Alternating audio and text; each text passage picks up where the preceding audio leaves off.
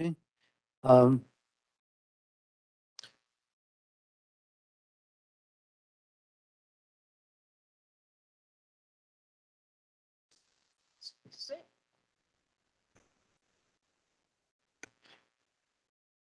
There. No, we have a quorum.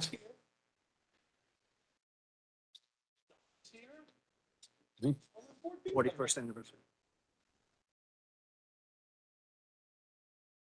I think we have a quorum, right? Idema? 1, 2, 3, 4, 5, 6, 7, 8, 9.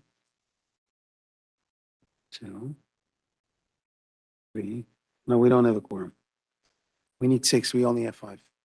Okay. No, we need 5. Oh, Dougie. Okay. Good evening, everyone. I would like to call the Budget and Finance Committee to order. And since this is the first and the only meeting tonight, I'll ask everyone to rise for the Pledge of Allegiance, which will be led by the sheriff. Thank you. Everybody join me. I pledge allegiance to the flag, United States of America, and to the republic for which it stands, one nation, under God, indivisible, with liberty and justice for all. I'd like everyone to remain standing for a moment of silence. Today is the 41st anniversary of the Brinks robbery for these law enforcement and all the law enforcement that gave their lives to protect our great country.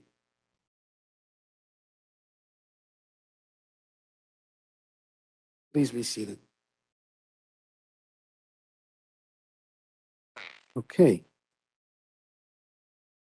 Referral number 9541, it's a discussion item on the sheriff's department and his budget that was presented to the county executive and to the legislature. Take it away. Me? I can't see you. If you could just tilt it a little bit, just.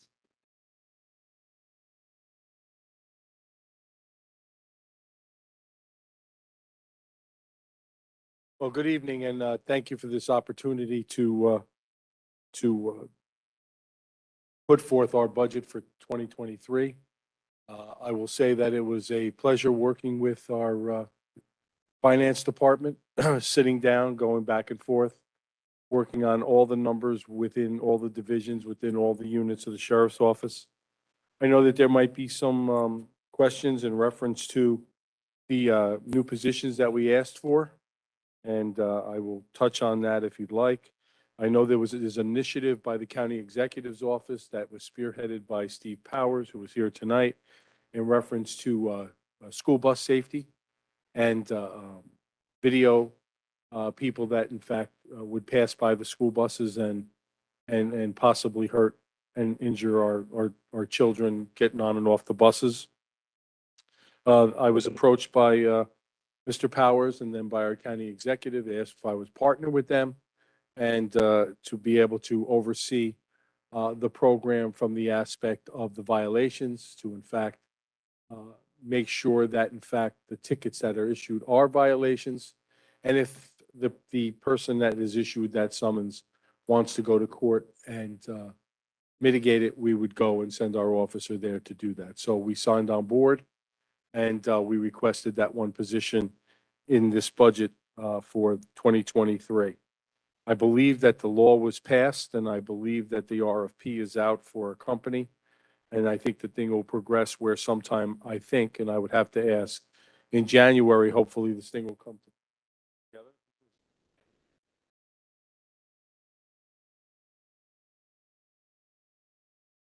Okay, so probably prior to January, and we'll get started. So we'll start in January, probably right after the new year. That's what that position would be. I just also want to say that I know that there's been much discussion between myself and the chairman of this legislature and the county executive about a taxi and limousine law. And if in fact that does come to be, that I would be coming back before this body asking for the positions in order to enforce and inspect those taxis and limousines in conformance with the law that's passed by this body. And we are actually modeling it after Westchester County, who already has that, and it's done by the Westchester County Police Department. So that's where we got our data from, that we did from the law enforcement side, that we've shared with Chairman Hood and with the county executive's office. So I just wanted to make sure that everybody knew that that's a possibility after the first of the year.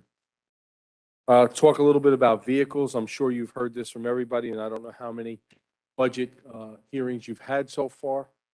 Our 2022 vehicles that we ordered in February have all been now canceled by Ford. They told us we have to re-enter them for 2023. So we're a year behind in our vehicles. The funding was put in our 2022 budget by this body and the county executive. Now we're scurrying to reissue those purchase orders in order to try to get those vehicles for 23 out of the 22 funding. But we're already a year behind, so we'll be ordering new vehicles again in the beginning of next year. I don't know if you've run into that with either highway or anybody else ordering vehicles, but that is an issue that we are all having throughout all of law enforcement. And I've also agreed to, so everybody on this body knows, to start going to some of the hybrids and experimenting with the hybrids. I don't have an issue with that. Vacant positions, I have a number of them, and I'll speak to most of them. I have almost 30 vacant positions in our corrections division, and that's greatly in part to state civil service. The exams, when we hit them, I think it was in June. Well, I will give Commissioner Grubel credit.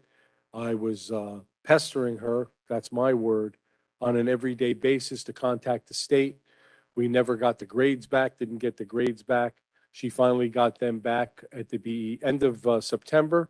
We gave our physical agility on the 14th of October, and now we have a list so we can go forth and hopefully fill those 30 positions. That said, across the state of New York, there is a shortage with correction officers. Nobody wants to be a correction officer. Every sheriff in every county, Albany County's 80 officers down, they're hiring provisional people off the street, and so on and so forth. It's all across the state.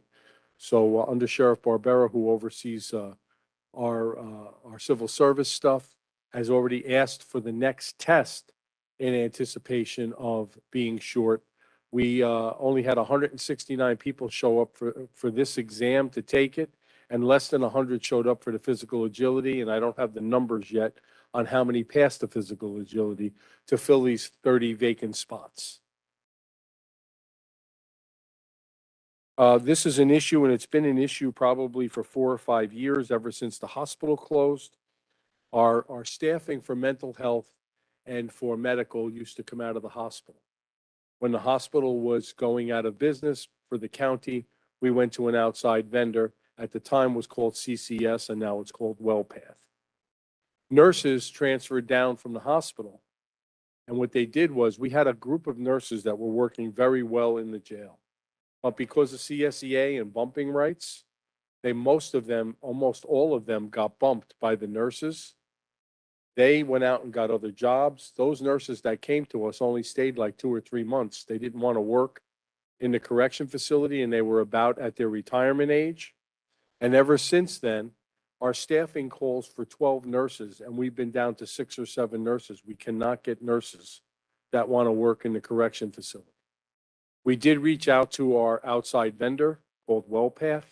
They asked if that company would provide the nurses. They will provide the nurses.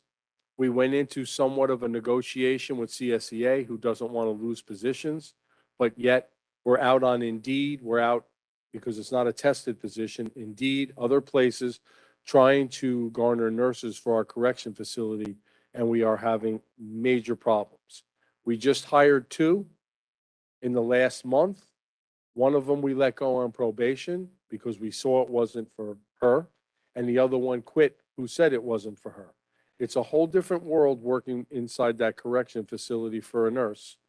And so I think that we have to, this is on me, we have to rekindle that conversation with CSEA and go to the outside vendor, because my nurses that I do have the 5 or 6 nurses that we do have are working overtime all the time. So what we don't have filled in positions, which you can see on your vacancy list, aren't filled. Those have been for a long time, and we're using that money to offset the overtime to pay the 5, 6 nurses that are dedicated that want to be there. So again, I just want to let you know that the reason they're not filled is because it's extremely difficult to fill them.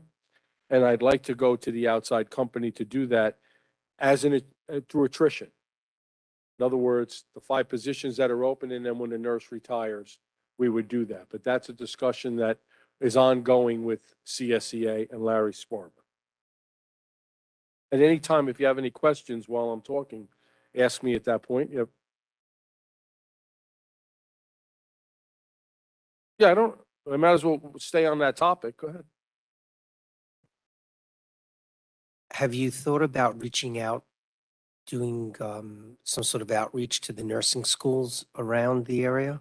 Like sending direct, almost like getting lists of emails and or addresses of nursing school, nursing school students in the area and sending direct mailings to them saying, these positions are open, please apply. I mean, I'm just trying to think of the answers. Okay, to we the haven't question. done that, but let me just say this, that we've talked to Montefiore, we've talked to Good Sam. They have their own issues getting nurses. There's a nursing shortage across the United States. And then when you've got to get into a discipline, whether you want to be a triage nurse, a psych nurse, you want to work in a correctional setting, it's very difficult. I like your suggestion, and I will do a little follow-up on that, but there's a nursing shortage in this country. As a matter of fact, WellPath is here in Rockland, and now I believe they're going to Orange, and they're in Westchester. And so when they do the nursing through WellPath. When there's nursing shortages, they're shipping them in from Orange and everything else to cover the shifts. There's a nursing shortage nationwide. Right. Okay. But we will look into what you're saying, and we do have contacts with RCC, who has a very good nursing program. Dominican has a very good nursing program. We will reach out. But again, you want to work with incarcerated individuals, locked in that building, no phone, no nothing. And sometimes being taunted by the incarcerated individuals, it's not an easy setting to work in. Going Are back, we, sorry, well, I asked the question, but I will again. Perhaps we're not, I just looked at the salaries Nicole showed me for the vacant positions. I mean, I don't think that's enough. I can only imagine what the outside vendor's charging you by what's the contract if we have one? What are they charging by the hour? Numbers the undersheriff is saying was very high. Let me just say this. The salaries that we're paying our nurses are way below what the average is, okay? Our head nurse is like $87,000. If you look at It's the 87 salaries, and change, correct? okay? Yeah, and Starting starting at 67. nurse at Westchester Hospital, White Plains Hospital, is 103. A nurse, a regular nurse surprised. coming into work. There are traveling, We're offering a head nurse job at $87,000. and I know for a fact that traveling nurses are going all over the country making $125 an hour. And White Plains Hospital gives a $5,000 sign-up bonus on top of the $103,000. I can't compete with that. No. But to come in and be a head nurse and in charge of 11 other nurses for $87,000, you can see the position has been vacant. But we're out on Indeed. We're constantly. And then what's happening, we're getting nurses that are retired, that have been retired for some time, wanting to do something. Can I come part-time? We can't do that. You said that full staffing is about a dozen nurses. Yes. Is that based on some sort of New York State rule that you're Yeah, required the to have a New York certain State number of? Commission of Corrections came down and did a staffing analysis for our medical areas of the jail, and that was it. We are going to ask for a new staffing analysis because we think that those numbers, the number 12, is a little high. Sounds. Okay, but that doesn't solve our problem of the salaries in order to draw the nurses to work for us. And those salaries are based on CSEA union contracts? That is correct. So And even if we negotiate with wanted to, we county couldn't around. offer them more. I Excuse me? guess. Even if we wanted to, we couldn't offer them more without CSEA approval. Not without opening something up with CSCA and talking to them. Exactly right. And everybody else is going to want to raise too. All right. I mean, other than frustration, I have no further questions. Thank you. Thank Harry, you. do you have something? Yeah, going back to the shortages on the correction officers, is there a particular reason why that's taking place? Is that statewide? It's a statewide issue, yes. Is there a particular reason? It's just that who wants to wake up in the morning and when they wake up, when they get out of high school, say they want to be a correction officer? I mean, really, it comes down to that. Everybody wants to be a police officer. They want to be a fireman. They want to be a paramedic. And a lot of times, this is a test that they take, and they usually take it to wait until they become a police officer or a firefighter. And then they end up staying on, or they don't score high enough on other civil service tests, and they stay there. So as soon as we get people, we lose people. Over the last 2 years, we probably lost about 14 correction officers to police departments. They always wanted to be police officers. They got in the criminal justice law enforcement system by becoming a correction officer, and then they moved on. And they're going to, every police department in this county has taken correction officers, as well as Westchester, White Plains, Mount Vernon, and so on and so forth.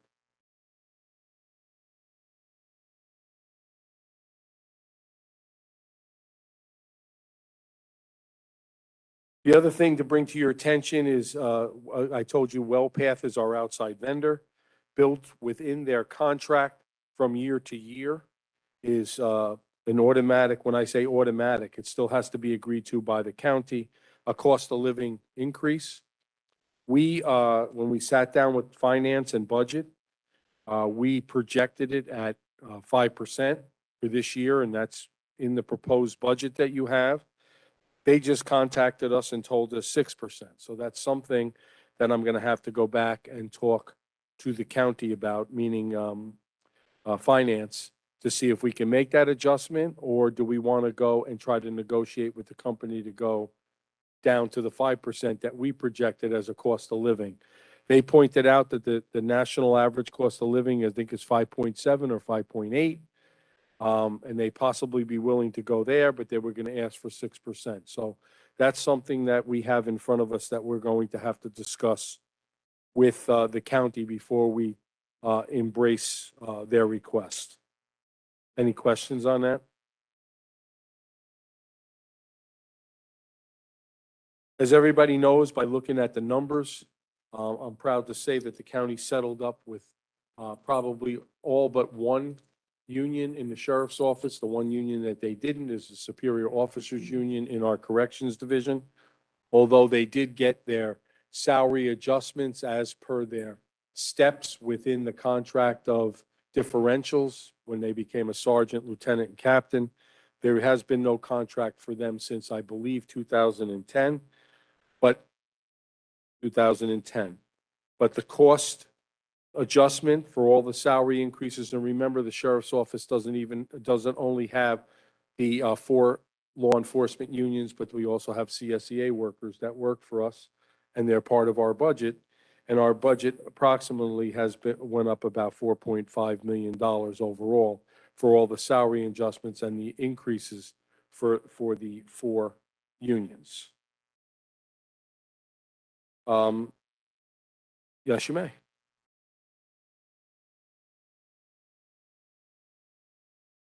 To be honest with you, Under Sheriff Barbera is assigned by me, and she takes the seat at the table.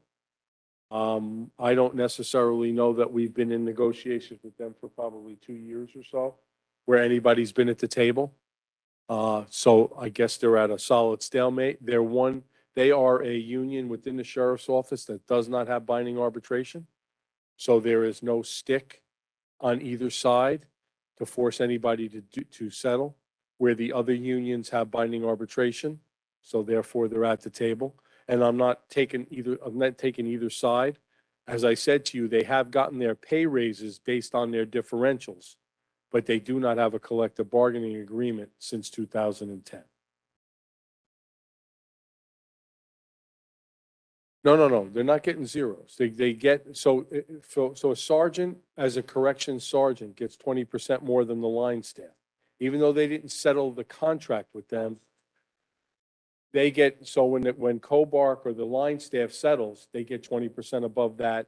And whatever the differential is for the lieutenant, they get above that, and so on and so forth. Okay, so they're getting those raises, but any work rules that I need changed, anything like that, I don't get them because there's no contract. No, I'm not, again, I'm not taking either side. I'm just saying, yep, Essentially, you was settled. excuse me? By settling all these other contracts, Financially, their salaries have been adjusted to meet the standards of their last collective bargaining agreement in 2010.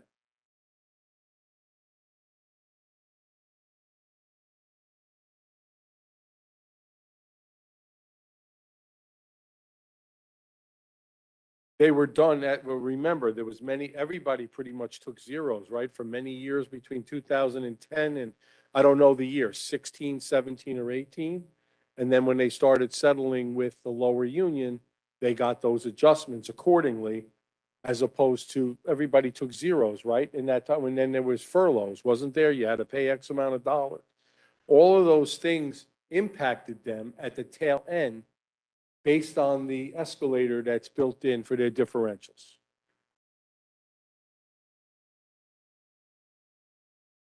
Probably 20 years ago.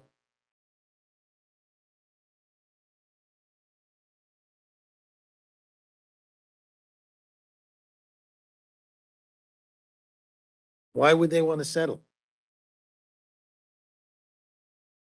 Are they the only contract that has that, Differential? yes? No. All, my sheriff's deputies union has differentials. The CSEA union has differentials. They all have differentials. So they have binding arbitration as well. Yeah, and they're settled,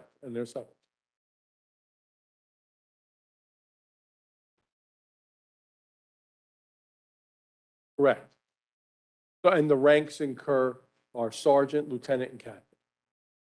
And then the chief is in RAM, but he has a separate resolution from this body going back to 91 that he gets 4% above the captain. So even if RAM is here, he has to, or she has to get 4% above based on that resolution from like 1991. It's 29 people. Okay, go on. As everybody knows, I guess health insurance costs went up, which of course automatically, I don't have any say in it, drives the budget numbers up. I understand that possibly the retirement benefits are coming down. So that was the other offset, I guess, to the increase in the health benefits. Communications, our 911 center. I actually can't say enough about them. They're, in my opinion, they're the unsung heroes in law enforcement. They're the first one that get that call to handle whatever is going on, the crisis on the other end of that phone. And they do a fantastic job. In 2022, they've had almost 10,000 fire dispatches, almost 6,000 EMS dispatches. We dispatch the state police in this county through our 911 center, almost 11,000 calls for service on that parkway. Major storms, they've handled 6 of them, and they're all hands on deck, and I don't have any problem staffing it. They all chip in and do that. And we've had 3 save lives, whether it was a baby choking or a heart attack, through our first responder being able to emergency medical dispatch, talk somebody through on the other side, and that's documented. So we've had 3 life-saving events by our staff at the communications center. 3 separate staff members? Yes, and I'm very proud of them for that. We should do some recognition. We can get you that information and recognize them if that's something that this body would like. We'd like to. I mean, I think that would be great. Didn't we, I recall having some sort of a presentation here for someone? I could be mistaken. Not in reference to communications. Okay. All right. okay? Yeah, we'd love that But information. there's a communicators week every year, and we actually go up and honor them every year. But this is like the third or fourth year in a row that we've had actually our staff save lives through emergency medical dispatch. But if you remember, I remember when we I created came that back program. early on and Yeah. said we needed to do that in Rockland County. Through salary savings, you gave me those 5 positions, and that's what made us able to bring on emergency medical dispatch. And hence, probably since then, we've saved about 15 lives. So the Yes. next, so the next full legislative meeting is on November 1st. We could do like a half hour before that. So, Chief Foyer, would you just provide me with all that information so we can get it to the legislature? we're gonna have either Laura or Excuse me? Jackie. Yeah, we'll do that. Yeah. Our civil enforcement division, everybody knows what they do, correct? And that's evictions, judgments, sheriff sales, levies. As of October 19th, and this year, if you remember, we came down and you gave us a deputy sheriff for our civil division.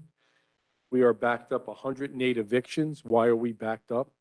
Because during the years of the pandemic, there were no evictions. There was a moratorium on them. And so everybody was in a holding pattern. And then after the holding pattern broke loose, we have 108 evictions. So that officer, that deputy that you gave us is going to help offset and drive those numbers down. Also, our judgments are through the roof. Our income property executions are through the roof. So that officer, that deputy will help do that offset. From 2021, as an example, September of 21 to October 19th of 22, our evictions are up 244%. So that goes to show you, everybody's really been struggling when people weren't paying their rent, the people that had to pay their mortgages in spite of and in light of the fact that they weren't receiving their rents. We also partnered with the county since 2018 with their code initiatives after they would issue summonses and stuff. Then Lieutenant Salimo, now Chief Salimo, and Under Sheriff Barbero went down and met with the county attorney, and we turned those summonses into judgments. And since 2018 till date, our civil division has brought in for the county of Rockland collected fines $575,000. I think that's a remarkable job and an offset to the revenue, not only of our budget, but to offset things in the county in order to collect those fines so they weren't hanging out there. Any questions on that? Our corrections division, as I already spoke, down 30 people. But I'm proud to say also, as everybody knows, go back 3 years ago, raised the age. Raised the age, changed it from 18 down to 16 or 15. Be over 16 to 18 can no longer stay in any county jail. They're considered adolescent offenders. But what happened was, when they proposed all that legislation, they told us as sheriffs and police chiefs throughout the state that they were going to build facilities for these adolescent offenders throughout the state. Well, till today, none of those facilities have been built. Going back, because we have to, when I say we, when somebody's remanded to the custody of the sheriff and they're an adolescent offender, the OCSF, Children's Services, looks for a bed, and we're constantly going to Buffalo, New York. So at 5 o'clock on a Friday night, the judge says, bring Sally to Buffalo, New York, but I want them back on Monday. So the team goes up and travels 6 hours, spends the night, comes back Saturday. A team goes up on Sunday, has to spend the night and come back on Monday. No, can't do that. So that being said, I tasked the corrections staff under Sheriff Barbera to reach out to OCSF and the Commission of Corrections, because I have an open wing in the jail, 2 open wings. They came down and they certified it so I can keep adolescent offenders there. So the problem remains that our judge, if there's a bed available anywhere in the state, they have to go to that bed. If they're not, if there's no bed available, they can come to the Rockland County Sheriff's Office in the jail, in those separate wings, no sight and sound with other inmates, and be housed. Well, we were housing 7 from around the state, but every single time we had one, they found a bed. That being said, that's the downside, and we met with the judges and OCSF and everybody yesterday to try to turn that around and make sure that our adolescent offenders stay here. But that said, the 7 offenders that have been in the jail since probably August, we've brought in over $2 million in revenue housing those AOs. So that'll be an offset to my budget for this year of approximately $2 million.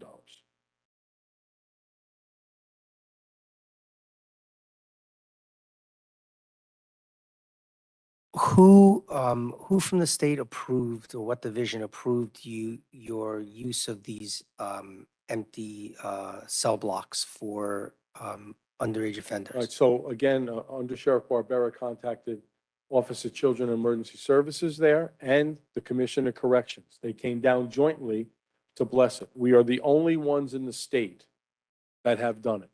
We're And, the only correction facility that has been sanctioned to do it. okay, and did they give you a reason why, if they find a bed somewhere else, that you can't still put our offenders there? And not only our offenders, but people from other places?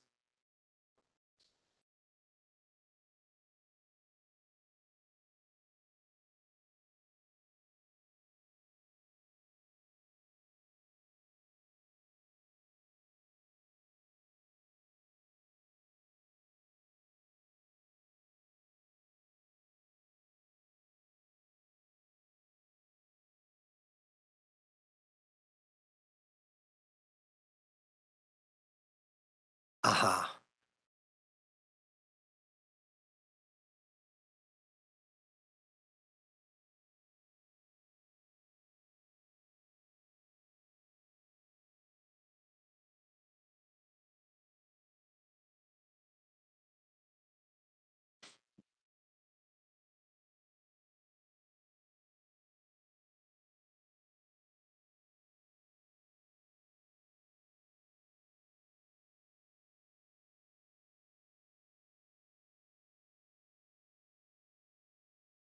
So in other words, let me understand it.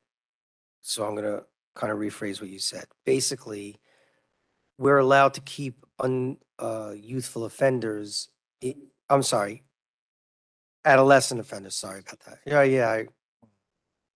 I understand, thank you.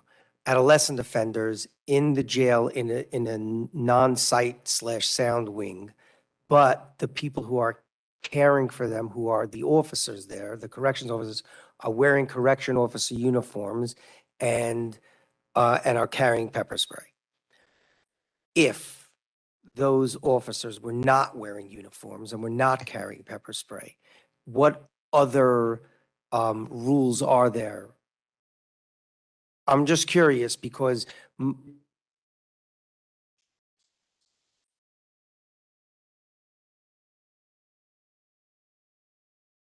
okay,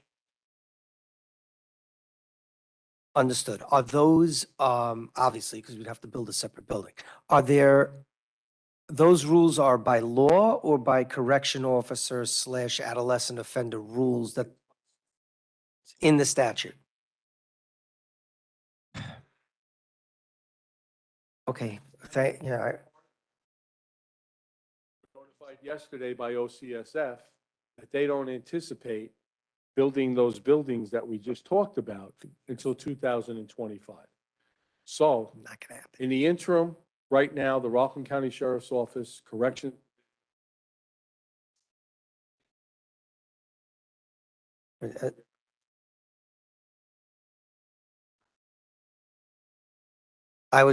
Right, I understand.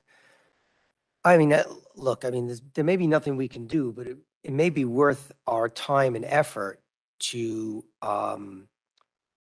speak to the state and try to lobby them to change the rules to allow something like this facility to work.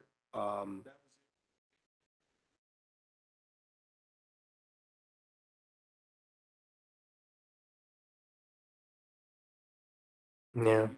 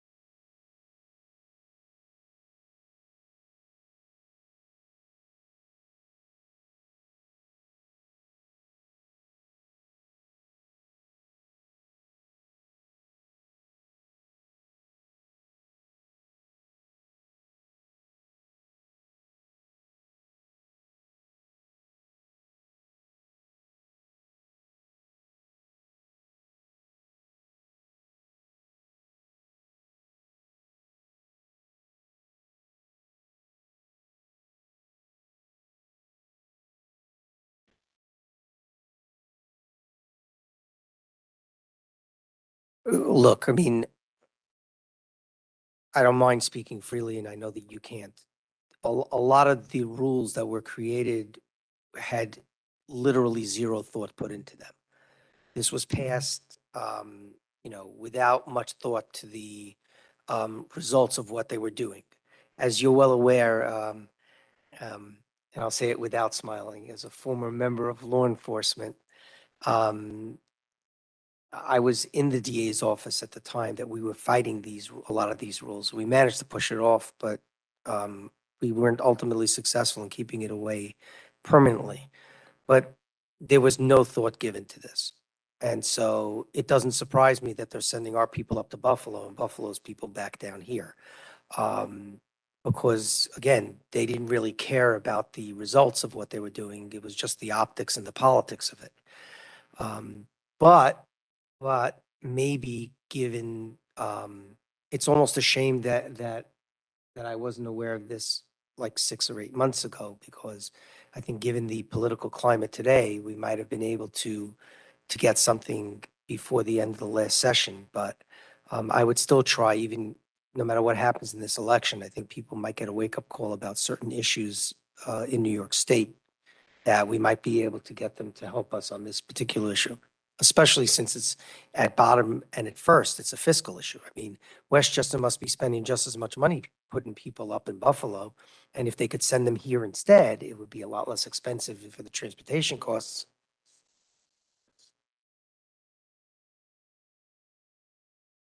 Right, but they haven't. Trailers, good. Of course not. And why should they be in trailers? Right. Sure. And in what universe do we think it's 2022 that the state is going to be able to build a building by 2025? It's not going to happen. I'm not shooting the messenger, Sheriff, trust me, but the bottom line is that the green energy survey alone is going to take 3 years. So it's going to be, we're lucky if it's 2028. It'll probably be closer to 2030 before any of these buildings come online. Especially since, between all the other rules that they have with regard to construction. It's just frustrating because not only could we be doing better by everybody, not only would we be saving 24 hours worth of transport, because 6 plus 6 plus 6 plus 6 is 24. Not only would these kids who we're trying to help not spend 12 hours in a vehicle, but we'd actually be making a significant amount of money if we could turn these empty cell blocks into a place that kids could be and learn, and people from Westchester wouldn't have to travel all the way up, or from Rockland, or from Orange, or, the downstate area. We could actually be making money and help these kids at the same time. So I'm just frustrated. I know you are too. I can, right, right. And I'm a politician, so I can show my frustration, and you're the sheriff, so you can't. So I do share your frustration, maybe perhaps a more vocal way, but let's see if we can't, I don't know, we need to do an action item of some kind, but let's see if we can help the sheriff with this by throwing, the weight of the legislature behind this. Sure? I I certainly don't mind. Mm-hmm. Yeah.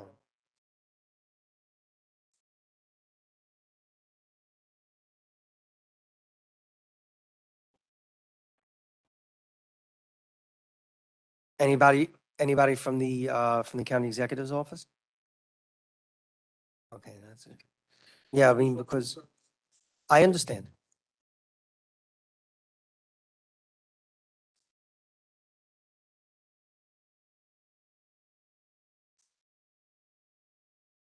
Right. Yeah, I know.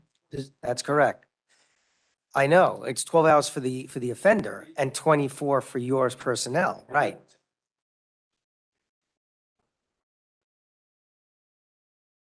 And they have families too. Mm-hmm. I understand. Right, so I can't answer whether the political end of the county would be helpful. I know that if you feel that it would be, to please reach out to us and I mean, this county executive personnel right behind you. And so perhaps we can get involved as well on the political side and speak to the governor and our assembly people and our state senators and whatnot. Hmm.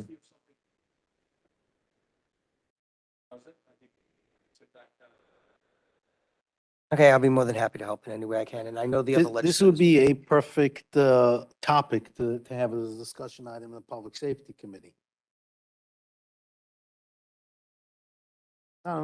Talking about as far as you're talking about an action item. We could have this as a discussion item. Usually the Public Safety Committees are pretty light.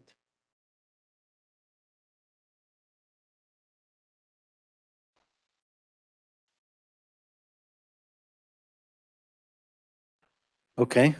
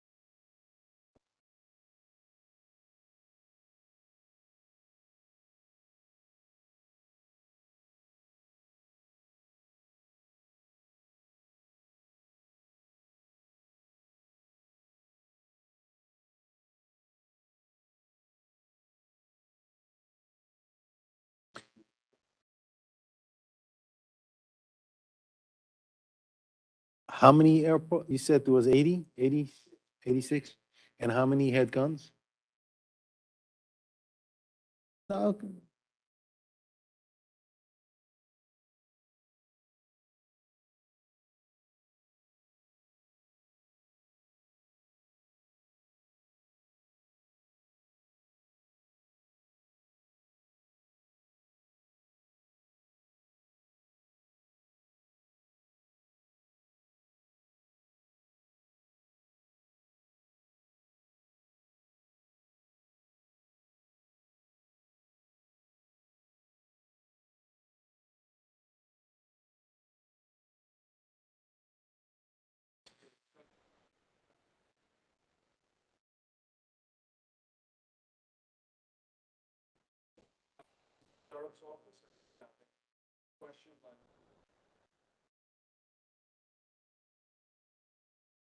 What I would like to do, you got Nicole's sheets?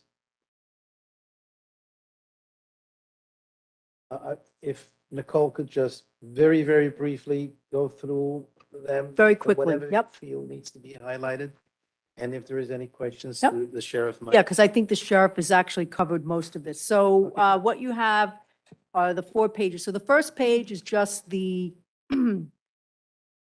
portion of the sheriff's department for new positions, and that is the patrol officer, which the sheriff explained earlier, is to address the school bus safety law with the cameras on the school buses, and they're going to need an officer who's going to actually, give out those tickets and make sure that that's administered properly. The second page is, and I checked it again today, these are the 42 vacant positions in the sheriff's department. As you can see, most of them are those correction officers, which the sheriff spoke to earlier. So that's just a list of what's vacant as of today. And the salaries that are listed are the salaries that are in the 2023 budget. So right now, he's got $2.5 million worth of positions that are not filled. And hopefully, as you said earlier, once those tests are done and the agility test, you'll be able to fill some of those correction officers, which will then offset the money you're spending in overtime right now to cover the jail because you have so many vacancies. Okay, so the third page is a breakdown by all of the units within the sheriff's department, transport, bomb disposal, admin, family court, et cetera. And what we see here is when you compare 2022 to 2023, is a $4.5 million increase. Most of that, 4.2 of it, is in the salaries. And as we discussed earlier, all of the units, with the exception of the superior officers, have settled contracts. And for 2023, they will be getting their 3% COLA, cost of living adjustment, and any steps or longevity which they are due. So because it's a big department, it's a big number. So it's $4.2 million. On the benefit end, it's an overall decrease of $314,000. And what I did on the benefit end, if you go to the fourth page, we could see that health insurance went up $362,000. However, on the pension, the retirement cost went down just over $1 million. That's just in the sheriff's department. And then there was a net change in the dental, vision, and Social Security of another $394,000, and that brings you to the net total on the benefit line of a negative $314,800. Next week, I'm going to be providing some information on all the different trends, including health insurance and pension. But for now, this is the impact just to the sheriff's department. And going back to the third page, you'll see in the equipment line, for example, you see like a big number of 194,000 for admin. I believe those are the motor vehicles that you spoke of earlier, Sheriff. Because you didn't buy all of the vehicles this year, then we put money in the budget next year. I believe Commissioner DeGroat spoke about motor vehicles when he addressed us on the budget. Motor vehicles used to be bought with bonds. Used to be a capital projects to purchase vehicles. In the 2022 budget, it was decided no longer to bond those vehicles, and there was money put in the 2022 budget for motor vehicles, not just in the sheriff's department, but throughout the county. As you said earlier, some of those purchases were not able to be made this year. So there's money being put in 2023 for that. Supplies went up $88,000, not a whole lot. Contractual, that's another big number. And again, the biggest piece of that, I believe, is what you spoke of earlier, which is the contract in the correctional facility provide the medical care. Right. So that was like that was really the biggest piece. So that's basically what I came up with in a nutshell of what the different, what the increase is in the sheriff's department.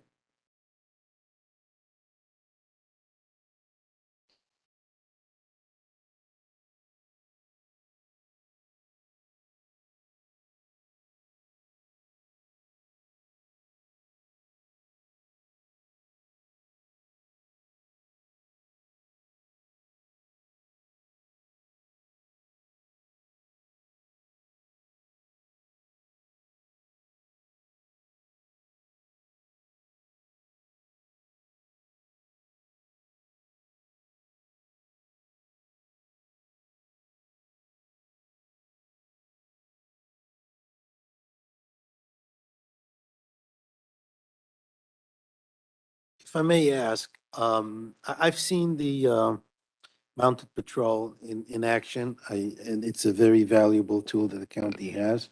I've seen them at the events, at um, for crowd control and all of that. And recently, I was um, at the barn, if you may, if I can call it that. Um, I know there's some issues with the location, um, but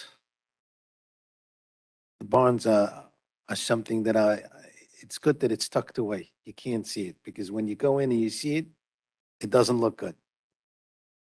Anything in this budget that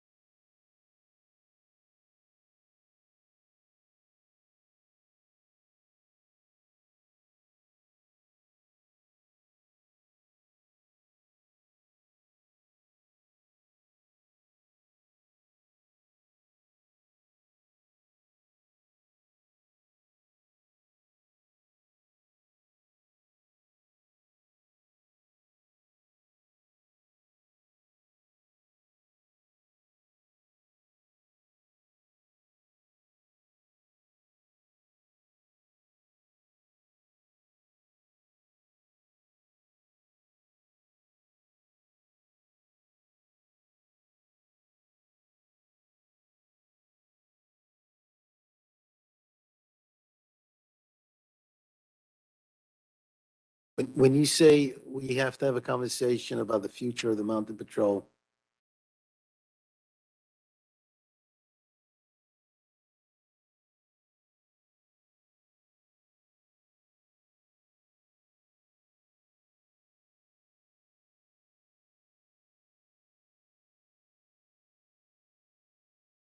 is there anything we can enhance the barn until, or no?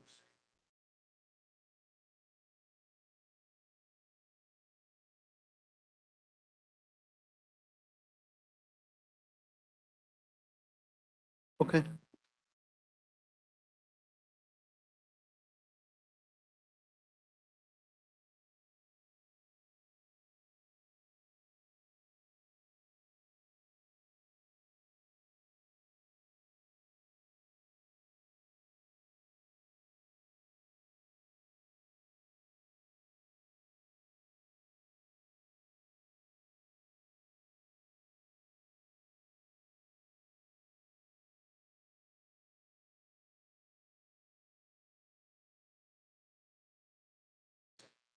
It looks,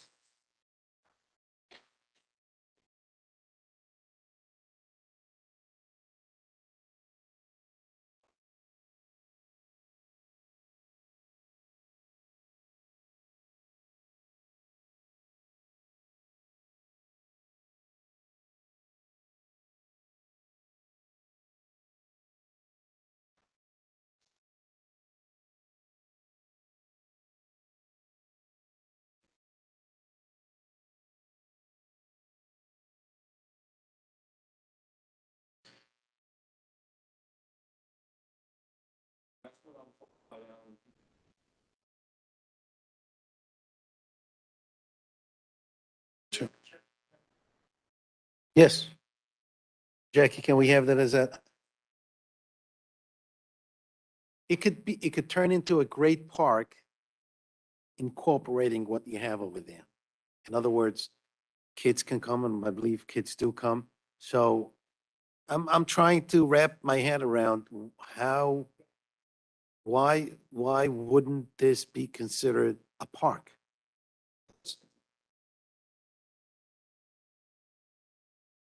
So I'm not an attorney.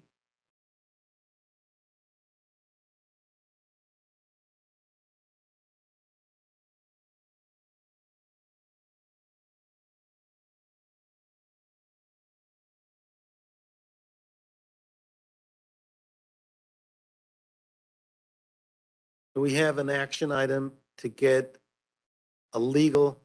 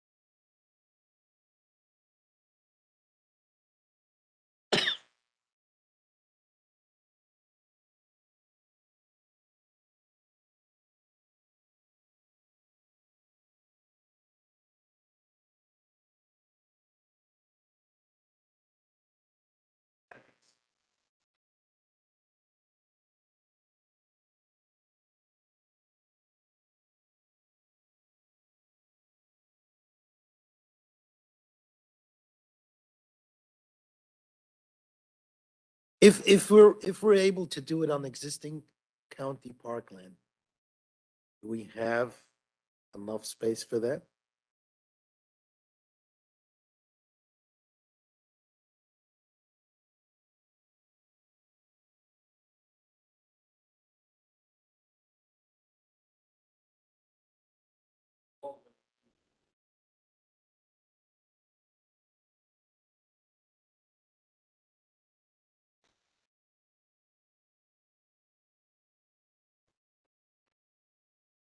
Okay.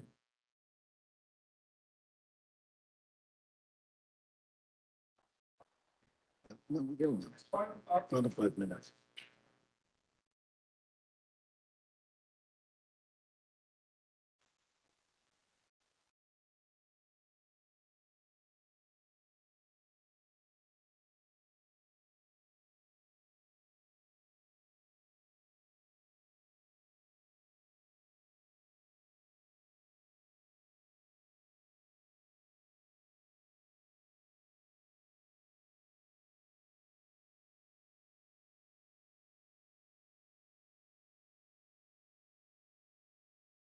I'm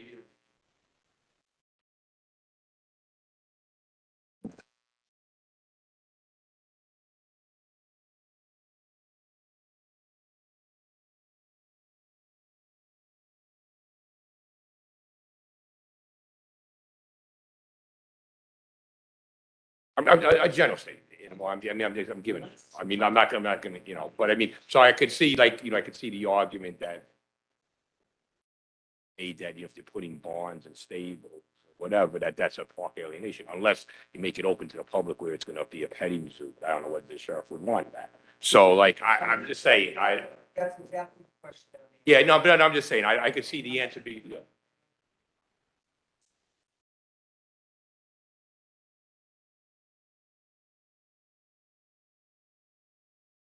No, they do, no, I'm saying, yeah, I mean, they had it, no, but if it's for a park purpose, but I'm just saying, if it was sewer lines for an unparked purpose, it would be a stable on the parks.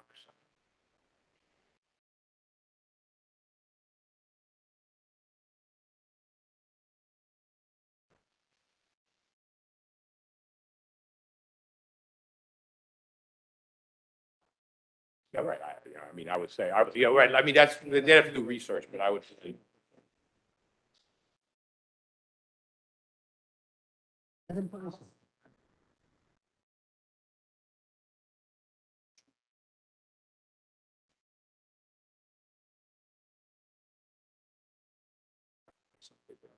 Yeah, right, I do. But with the ARP, I'm not really not involved at all. I give them, I have like an office in that. The kids. Yeah, right. Horses don't are normal. Okay. Legislator Wolf, you're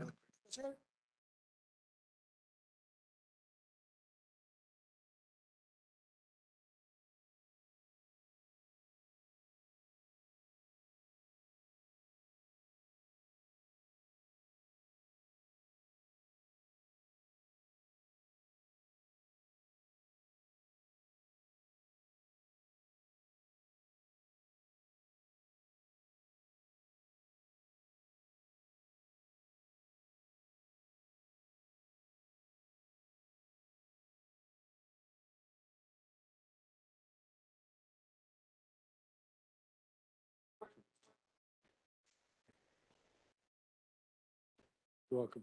Legislator Wolf, did you have a question for me? Okay. I was just going to speak briefly about the whole park alienation. I totally agree with the proposition that, you're not talking about letting horses graze on open land. That's a passive use. It's an active use. If you're building essentially a law enforcement facility, even though it's horses, you think it's a farm, there's absolutely no way that that's not something that requires act of the state legislature to permit it and all of that stuff. So I recognize that it's complicated. Let's see if we can find something that would be appropriate to purchase for that use. But you can't stick it in Kennedy Dells without jumping through hoops that are perhaps And that's way what too I was high to told. get through. That's what I was told.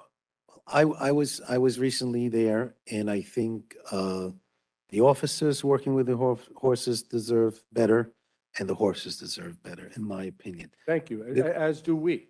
The good news is that you only got a year and a half we got only a year and a half to do something about it. And the bad news is that we don't have anything yet. So with that, I think I'm going to conclude because we're losing our quorum. I would like to thank you, Sheriff, for your presentation. I would like to thank you for the great job that you've been doing for years with the budget, with the safety in the county. You've always been available to us, the legislature, and thank you very much. Thank you. Thank you very much, everyone. I appreciate Motion it. adjourned by legislator Wolf, seconded by legislator Jobson. All those in favor say aye, opposed, the motion carries unanimously.